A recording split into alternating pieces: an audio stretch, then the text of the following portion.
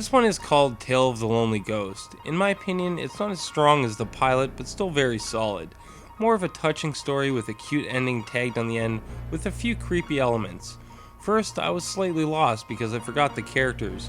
The girl walking in the forest I wondered about because she wasn't sitting by the fire. This kid David, a crush obviously on her, smoothly tells her to open her birthday present after meeting. Of course, the ceremonial toss of that powder, I'm not really sure what it is, and then the title appears and off we go. So we have Amanda, and she's staying at her cousin's place, and her cousin is Beth. Now her folks, not Beth's folks, but Amanda's folks are gone for the summer, so she has to stay with her cousin. Her cousin, I mean, she's incredibly mean. Like, she treats her so cruelly. Now, the house next door comes into play because it's haunted, so they say, right? That's up for debate at the beginning, but by the end, of course, you know that it actually is. But nobody's really buying it. But they're forcing her into this situation. Beth, she's just a drag from the start. I mean, she's so mean to Amanda, and you're definitely, you're rooting for something to happen to her. And then she calls Amanda a Zeeb. I might not have put that in the credits or whatever. What is a Zeeb?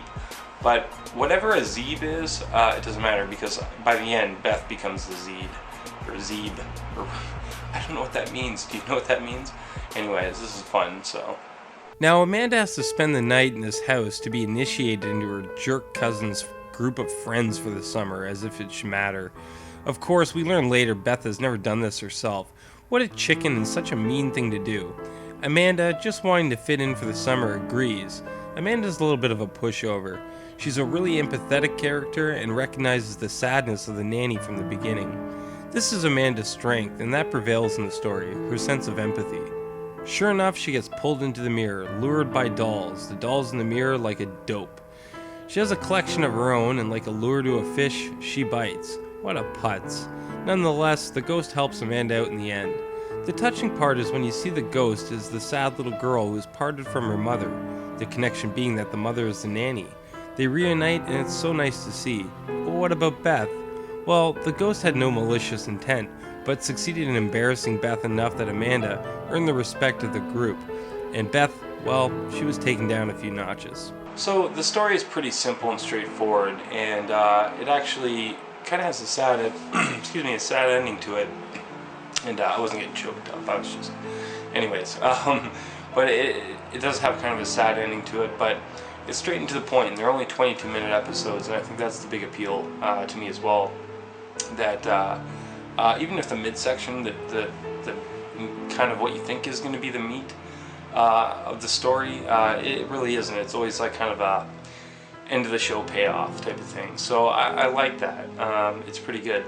What's kind of cute is there's this girl, Kristen, and they're sitting around the campfire, and of course he ends up giving her a locket after this story. Now, this kid is Don Juan, alright?